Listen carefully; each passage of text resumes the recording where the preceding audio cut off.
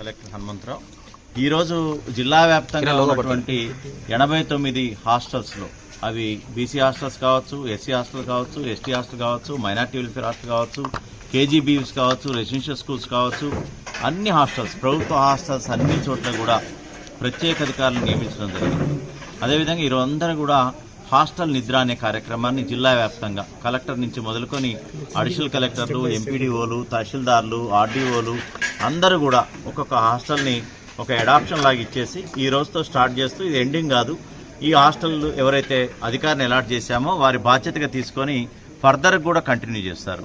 So ఈ hostel నిద్ర కార్యక్రమంతో మనం స్టార్ట్ చేయడానికి కారణం ఏంటంటే ఎక్కువసేపు గడిపినట్లయితే హాస్టల్లో అక్కడ ఉన్నటువంటి సమస్యల మీద పూర్తి అవగాహన వచ్చేటటువంటి అవకాశం అధికారికి ఉంటుంది. ఏదో వచ్చామా వెళ్ళామా అని కాకుండా పూర్తి స్థాయిలో ఇప్పుడు సపోజ్ నేను జిల్లా కలెక్టర్ ఇక్కడికి 4:35 కల్లా రావడం జరిగింది. పిల్లలు రాకముందే ఈ హాస్టల్కి రావటం, మొత్తం కూడా ఆశాంతం మొత్తం టోటల్గా ఈ ఏరియా అంతా కూడా తిరగటం, టాయిలెట్స్ మరియు అదేవిధంగా ఇక్కడ ఉన్నటువంటి వాటర్ పట్టినటువంటి కంటైనర్స్, తర్వాత ఆశాంతం ఒక్క డబ్బా కూడా వదలకుండా కిచెన్లో ఉన్నటువంటి వంట వస్తువులనే కాకుండా స్టోర్ రూమ్లో ఉన్నటువంటి సామాగ్రిని అంతా కూడా కిరాణా సామాన్ని అంతా కూడా ప్రతి ఒక్కటి కూడా క్షుణ్ణంగా చూడటం జరిగింది. ఎగ్స్ను కూడా క్వాలిటీని పరిశీలించడం జరిగింది. సో నాతో పాటు ఇవాళ కొంతసేపటి వరకు ఆర్డీఓ గారు, తహసీల్దార్, ఎంపీడీఓ గారు ఉన్నారు. వారు కూడా వారి యొక్క హాస్టల్ నిద్రకి వెళ్తున్నారు. సో దీనిలో భాగంగా ఈ కార్యక్రమంలో అందరూ కూడా మహిళా హాస్టల్స్కి మహిళల్ని నియమించాము. వారు రాత్రిపూట ఆ పిల్లలతో గడపటం వల్ల వారికి ఉన్నటువంటి సాధక బాధకాలు కూడా తెలుస్తాయి. సో అధికారులకు దగ్గర అవుతారు.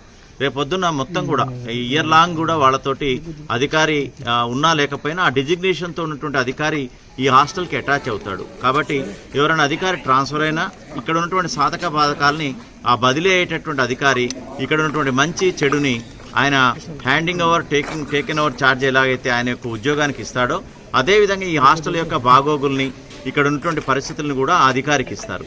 కాబట్టి ఈ విధమైనటువంటి వ్యవస్థని ఏర్పాటు చేయడమే కాకుండా నెలకొకసారి ఈ హాస్టల్ నిద్ర అనే కార్యక్రమం ఉంటుంది.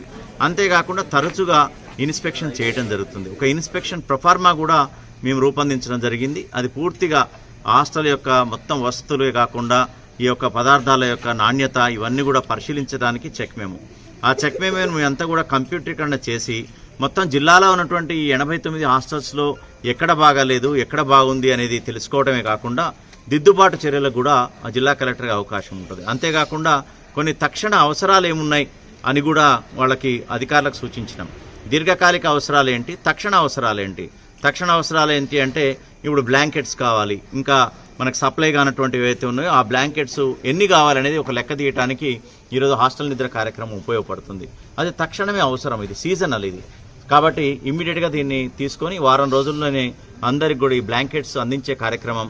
అంతేకాకుండా ఎక్కడైతే చిన్న చిన్న మెషెస్ లేకపోవడం వల్ల, డోర్ మెష్ లేకపోవడం, విండో మెష్ లేకపోవడం వల్ల ఈ దోమలు విపరీతంగా వచ్చేటువంటి పరిస్థితి ఉంది. దీనికి కూడా ఎసెన్షియల్ వాటి కిందే తీసుకోవడం జరుగుతుంది.